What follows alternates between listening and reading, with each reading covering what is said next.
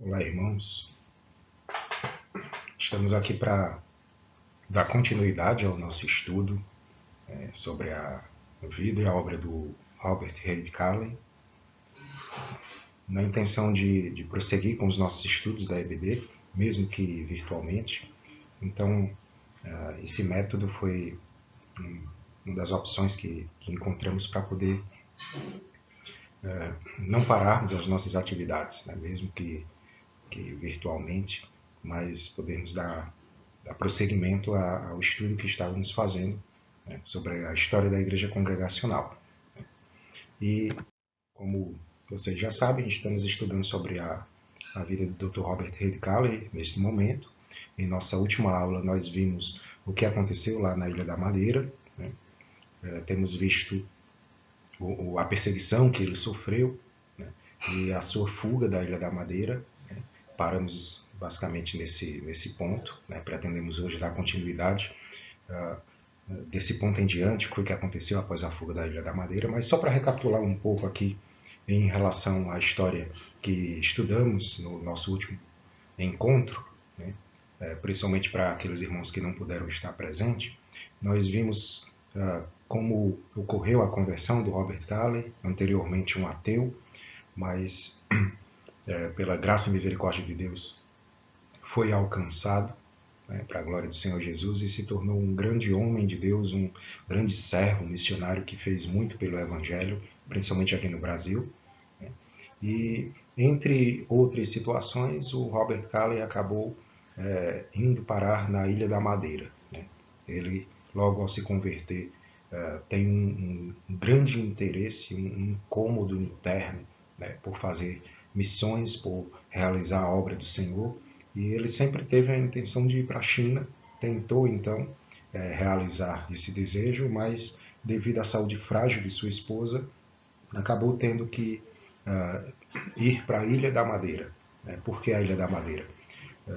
Antes de sua conversão, como médico de navios, ele tinha passado por lá e lembrou-se de como lá era um local agradável, de clima ameno, né?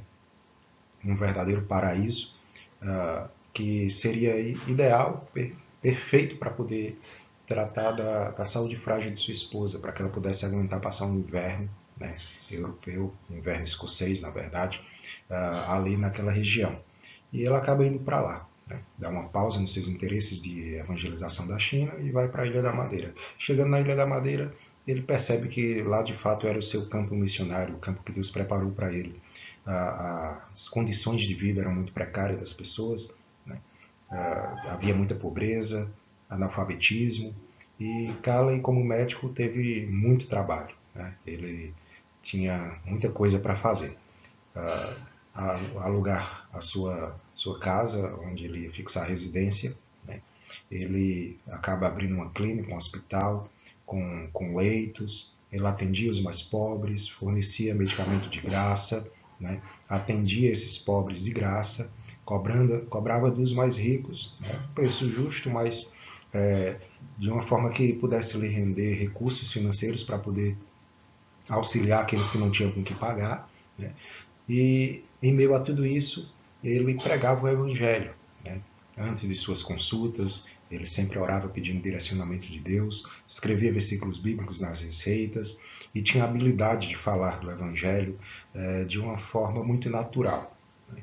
O Calley, não satisfeito só com a questão do hospital, ele também abre escolas para poder ensinar o povo a ler, a escrever, o povo analfabeto, um povo que não tinha acesso à educação.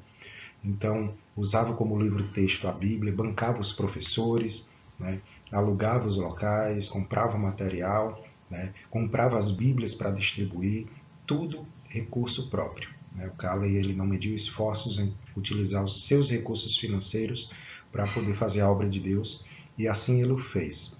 E esse trabalho logo começa a chamar a atenção, né, principalmente da Igreja Católica, que era a religião oficial do Império Português, e devido à, à perseguição que se levantou, Calley foi impedido de fornecer os remédios gratuitamente, depois as suas escolas foram fechadas. Então, todo o trabalho que ele estava fazendo, ao chamar a atenção da Igreja Católica, né, começa a se instalar uma perseguição.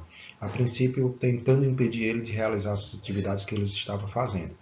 E logo depois chegou a ser preso, muitas prisões foram realizadas de crentes, o Cali foi preso 2 vezes, né? E as coisas foram ficando mais intensas até que no dia 9 de agosto de 1846, né, a situação ficou insustentável, né? Nós paramos exatamente nesse ponto. Nós vimos como a perseguição ela culminou em praticamente uma tentativa de assassinato do Robert Cali, né? Então, nesse dia, 9 de agosto de 1846, isso incitado pelo cônego da Igreja Católica, o cônego Telles, né? Os fanáticos católicos eles investiram contra o Robert Cali a ponto de que ele teve que se esconder, se refugiar para não ser morto e logo em seguida ter que fugir da Ilha da Madeira, né? E para isso ele precisava chegar até o navio que partiria para as Índias Ocidentais. E para isso ele teve que se disfarçar de uma senhora idosa, né? Passando então entre a multidão furiosa, ele consegue chegar até o navio, né? Como a multidão não o encontra, eles acabam queimando a sua residência, queimavam as cabanas que funcionavam como escolas, queimaram os livros do Robert Cali e a situação ela saiu do controle. As autoridades portuguesas, os oficiais, os policiais não tinham o menor interesse de impedir um possível massacre, né? E de fato a única saída para o Robert Cali era fugir dali, que foi o que ele fez. Nós paramos exatamente então nesse ponto, nesse momento da história, quando Robert Cali foge para as Índias Ocidentais.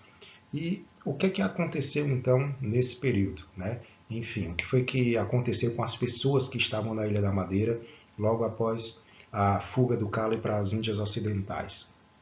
É isso que nós vamos estar estudando agora. O que foi que aconteceu com Cali após a sua fuga? O que foi que aconteceu com os crentes que ficaram na Ilha da Madeira, né? Como as coisas elas prosseguiram, né? Como a história se seguiu. Antes de falar o que aconteceu com o Cali propriamente, né, é importante, é interessante que a gente entenda o que foi que aconteceu com os crentes que ficaram ali na Ilha da Madeira, né? A perseguição ela continuou, ela não parou com a fuga de Cali, né? A perseguição ela continuou a acontecer, Bíblias foram queimadas na Praça Central, fogueira dava para se ver de longe, né? Uma grande fogueira para queimar as escrituras, as escolas foram queimadas e ocorreu uma devastação total em Funchal, que era a capital da Ilha da Madeira, e esses perseguidores não satisfeitos, eles partiram então para os arredores, para as florestas e montanhas que haviam ali nos arredores, para tentar encontrar mais crentes. Eles queriam, de fato, lançar mão desses crentes e depositarem toda a sua fúria em cima deles, né? O autor que eu tenho usado para me basear em nosso estudo, ele diz que eles eram descritos, esses perseguidores, como animais selvagens, ferozes e famintos, como os irmãos podem observar aí nos slides, né? E os crentes fugiram para as montanhas, eles tinham alguns esconderijos lá, ficaram muito tempo nesses esconderijos, né? E eles precisavam de mantimento, precisavam de alimento, e alguns que eram cristãos, só que conseguiram manter segredo, eles levavam esses alimentos para os crentes que estavam refugiados nas montanhas, tudo isso de maneira secreta, tentando não chamar a atenção para que não fossem descobertos esses crentes, para que não fossem descobertos os locais do seu esconderijo, né? E era uma situação realmente precária. Percebam aqui como a Igreja do Senhor sofreu em meio a essa perseguição, mas não abandonou a fé, é o que nós vamos ver aqui ao longo da história. Todos os dias prisões estavam acontecendo, né? Todos os dias eles estavam sendo presos, crentes estavam sendo presos, não havia misericórdia para eles, né? Não havia justiça. Como os irmãos podem acompanhar aí no slide, pesadas multas eram impostas e até aqueles que estavam presos eram obrigados a pagar pelos gastos de seu aprisionamento. E eles foram excomungados, todos eles foram excomungados. E eu comentei isso na nossa última aula, que excomungar não era simplesmente um ato vazio em si, como hoje, por exemplo, mas nessa época excomungar significava que eles eram considerados excluídos da sociedade. Né? Eles não podiam vender comida, ninguém podia lhes vender comida, eles não podiam comprar, não podiam fazer qualquer tipo de negócio. Causas na justiça, ninguém defendia as causas dele, nem um juiz, nem um advogado. Então eles foram de fato condenados ao ostracismo, né, tratados como párias. E, como diz aí no finalzinho do slide, miraculosamente houve apenas um Marte, o Antônio Martins, que foi espancado até a morte, de maneira muito cruel. Né? A gente se admira que em meio a toda essa perseguição apenas um cristão morreu, mas isso, para glória de Deus, os outros foram salvos da morte, mas sofreram bastante em meio a toda essa perseguição. Por conta disso, né, eles não viam mais condição, não tinham mais condição de permanecer na Ilha da Madeira. E lhes restava apenas fugir da ilha, assim como o Robert Calley também tinha fugido. Como na Europa tinha acontecido a abolição da escravatura, havia necessidade de mão de obra nas lavouras de cana-de-açúcar, de café. Né? Então, os britânicos estavam recrutando trabalhadores para essas lavouras lá nas Índias Ocidentais. Por conta disso, muitos cristãos da Ilha da Madeira fugiram, né, para as Índias Ocidentais em busca de uma nova vida, de liberdade religiosa. Né?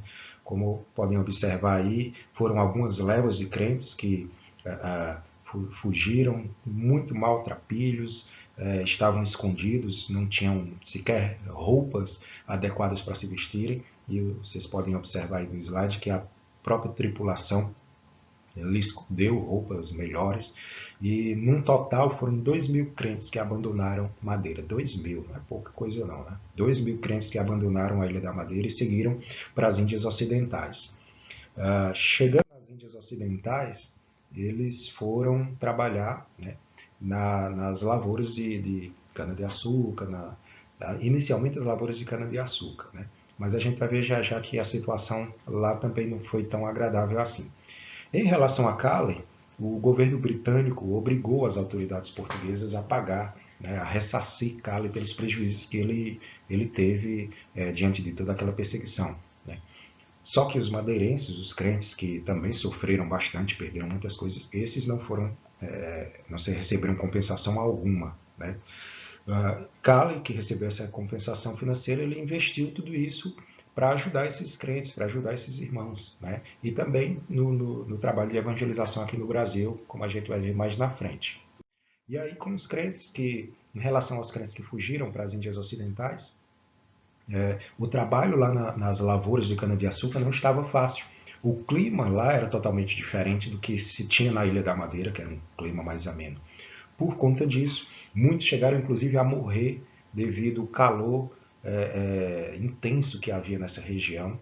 O próprio governador de Trindade, uma das regiões que tinha abrigado esses crentes, o governador resolveu transferir esses crentes das lavouras de cana-de-açúcar para as plantações de café e cacau, que tinham um clima muito melhor, né? Era bem menos intenso o calor, já que eram em regiões mais altas nas montanhas, e eram então mais protegidos dos raios solares, da temperatura mais intensa que havia lá nas lavouras de cana-de-açúcar. Né? Mas mesmo assim muitos sofreram, ficaram doentes e morreram por causa desse clima diferente que se tinha lá na Ilha da Madeira. A situação realmente não estava fácil, mas isso não os impediu de adorar a Deus, de glorificar a Deus. Esses crentes, eles permaneceram dando bom testemunho, eles, como tinham sido ensinados pelo Robert Calley, eram puritanos de coração, né? Eles eram tementes a Deus, então estavam sempre se reunindo para realizar os seus próprios cultos, para reuniões de oração, para estudo bíblico. E o reverendo Hugh Whitson, né, na história lá da Ilha da Madeira, um dos servos de Deus, um dos pastores que ajudou o Robert Calley, que foi enviado pela Igreja Livre da Escócia, foi o reverendo Hugh Whitson. Eu não tinha falado antes dele, mas esse homem ajudou bastante Robert Calley a pastorear o rebanho lá na Ilha da Madeira. E esse mesmo homem foi visitar esses crentes que se encontravam lá em Trindade e nas outras regiões das Índias Ocidentais para dar um apoio né, um suporte espiritual, um apoio espiritual que eles estavam precisando. Isso comissionado pela Igreja Livre da Escócia também, né? Então, em 1847, no ano seguinte, o reverendo Ray Whitson foi comissionado por esse conselho da igreja para poder visitar esses irmãos que estavam refugiados lá nas Índias Ocidentais. E ele recebeu uma grande ajuda do Arsênio. Eu acredito que os irmãos devam lembrar, eu comentei na nossa última aula, que guardassem bem o nome daquele homem, Arsênio, que foi um homem que, lá na Madeira, né, vivenciou uma situação um tanto complicada, sua filha adoeceu, os médicos a desenganaram, ele foi então procurar a ajuda do Robert Calley, que também percebeu que a situação da filha era ruim, mesmo assim tratou ela e ela acabou ficando curada, né? Acabou sarando, e o Arsênio foi agradecer ao Robert Calley, e nessa visita o Robert Calley lhe presenteia com uma Bíblia, e ao ler as escrituras sagradas, as cartas de Paulo, de Pedro, né, as profecias que haviam nessas cartas e tudo mais, o Arsênio ele percebe que tudo que ele tinha aprendido sobre o cristianismo não estava correto, e ela acaba se convertendo, né? Esse foi um baque muito grande para a Igreja Católica, porque era um homem de posses, um homem de muita influência no meio católico, e a conversão dele foi uma das coisas que contribuiu para que a perseguição aumentasse lá na Ilha da Madeira. Enfim, o Arsênio, ele foi um dos que teve que fugir, né, para as montanhas. E a casa dele vivia vigiada, e ele tentou o contato com a sua família, com a sua esposa, mas não conseguiu devido à intensa vigilância que estava sendo feita à sua residência. Então, por meio de um contato, né, ele consegue contactar a sua esposa e solicita a ela que possa vir com ele para Portugal. Ele tinha interesse de ir para Portugal, né, com a sua família. Precisava de dinheiro para a viagem. Ela fornece esse dinheiro para ele, mas não demonstra nenhum interesse de acompanhá-lo, não lhe dá nenhuma esperança de acompanhar para o continente, para Portugal, né? Ou seja, ele estava sozinho, né? Recebeu o dinheiro que precisava, mas estava sozinho. O Robert Calley o convida, né? Ele recebe uma carta do Calley sugerindo que ele fosse lá para a Trindade, para as Índias Ocidentais, para poder trabalhar pastoreando o rebanho que se encontrava por lá. E ele aceita o desafio e vai para lá, né? Lá ele acaba realizando um excelente trabalho, cuidando do povo de Deus, né? E acontece algo interessante, né? A Igreja Livre da Escócia, juntamente com a Sociedade Protestante Americana, depois de receberem um relatório do reverendo Ray Whitson, em que a situação dos crentes lá nas Índias Ocidentais estava muito difícil, eles entram em contato, a Igreja Livre da Escócia entra em contato com a Sociedade Protestante Americana e faz um clamor, né, a eles pedindo concessão de boas terras para cultivo lá nos Estados Unidos, para que esses crentes madeirenses pudessem fixar residência lá na América do Norte, pudessem construir uma igreja, iniciar uma nova vida lá, né, pudessem cultivar a terra, ganhar o sustento diário, né, e adorar o Senhor. E eles receberam uma resposta positiva e foram recebidos então na América do Norte, com uma recepção calorosa, receberam as terras para cultivar, ajuda financeira, tudo o que eles precisavam para a glória de Deus. Deus não abandonou o seu povo em coisa alguma. Só que infelizmente o reverendo Arsênio ele adoece e não pode acompanhar o seu povo, né? Eu gostaria de ler aqui para os irmãos o que está nesse slide, porque é muito interessante, né? Quando lhe restavam poucos momentos de vida, ele fez o último pedido, que uma carta fosse enviada à sua esposa, contando-lhe sobre a morte e exortando-a a ler novamente todas as suas cartas e a meditar nas veredas do Evangelho nelas contida. Arsênio sacrificara tudo em sua vida, família, fortuna, seu país, sua saúde, e morreu entre estranhos, numa terra estrangeira. Tinha realmente considerado tudo como perda por causa da sublimidade do conhecimento de Cristo Jesus, por quem ele poderia dizer: por amor do qual perdi todas as coisas e as considero como refúgio para ganhar a Cristo. Perceba que aqui é um crente que abriu mão de tudo por amor de Cristo, que realmente vivenciou aquele texto que diz que quem quiser ser discípulo de Cristo deve negar a si mesmo, tomar a sua cruz e segui-lo. E foi exatamente isso que o reverendo Arsênio fez. Ele não pôde acompanhar a igreja que foi para a América do Norte, né? Acabou falecendo, mas o povo de Deus que recebeu a bênção do Senhor de ter uma nova terra para construir uma nova vida, agora estava seguindo em direção ao norte dos Estados Unidos, né? Foram vários grupos que foram para lá. Em novembro de 1848, num domingo, um grupo de aproximadamente 100 madeirenses desembarcou em Baltimore. Eles foram recebidos entusiasticamente, ganhando roupas quentes para o inverno e alojamentos, né? E lá em Madeira, né, nem todos os crentes fugiram de lá. Algumas Bíblias tinham sido escapado, né, foram escondidas em alguns lugares, até debaixo de pedras, nas lareiras das casas, e à noite essas Bíblias eram retiradas dos esconderijos e eram estudadas por pequenos grupos que se encontravam com esse propósito.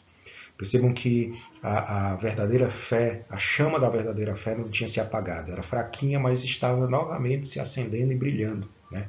Ainda havia perseguição, mas a igreja do Senhor não tinha sido destruída naquele lugar, né? E o Senhor estava levantando ali um povo firme para a glória dele, né? Alguns desses crentes lá da Ilha da Madeira, eles procuraram se refugiar na América do Norte. Eles receberam notícias de que os crentes que haviam fugido anteriormente para as ilhas ocidentais agora estavam desfrutando de uma liberdade lá na América do Norte. E um grupo de cristãos lá da Ilha da Madeira, devido à perseguição que não parou, não foi, ela não se encerrou, né? Ela continuava existindo. Não havia liberdade religiosa lá na Ilha da Madeira para os cristãos que tinham sido convertidos na época de Calley ali. Então, alguns desses cristãos desejaram ir para a América do Norte, né? E eles receberam para isso então a ajuda financeira do Dr. Calley, né? De alguns amigos da Escócia, e se formou uma colônia lá em Illinois, né? Um bom número permaneceu na Ilha da Madeira, né? E Deus utilizou esses para poder revitalizar a igreja lá em Funchal, né? Mas um outro grupo foi para lá, para a América do Norte, e iniciar uma nova vida por lá, né?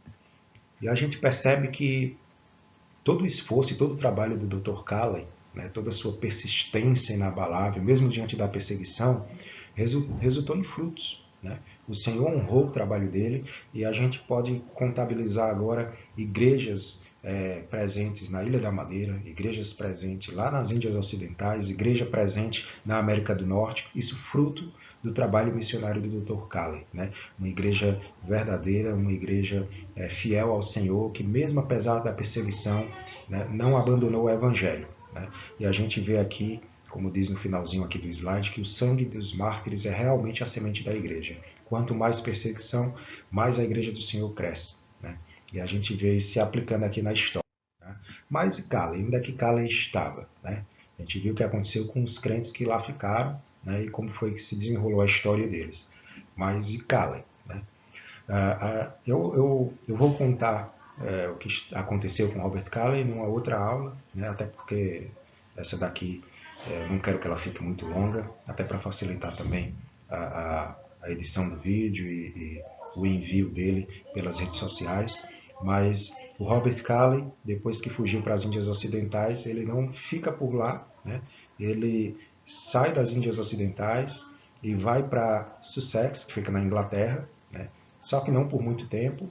Ele tinha esse chamado missionário dentro dele e isso o inquietava a fazer a obra do Senhor, né? Então ele começa um período de um ministério itinerante, passando basicamente por 3 países: Irlanda, Malta e Palestina. Nós vamos ver o que aconteceu nesses lugares na nossa próxima aula, certo? Agradecer aos irmãos, espero que tenha sido valioso esse momento, que vocês tenham compreendido um pouquinho mais do que a gente vem estudando. Em nossa próxima aula a gente vai dar continuidade para a honra e glória do Senhor. Amém?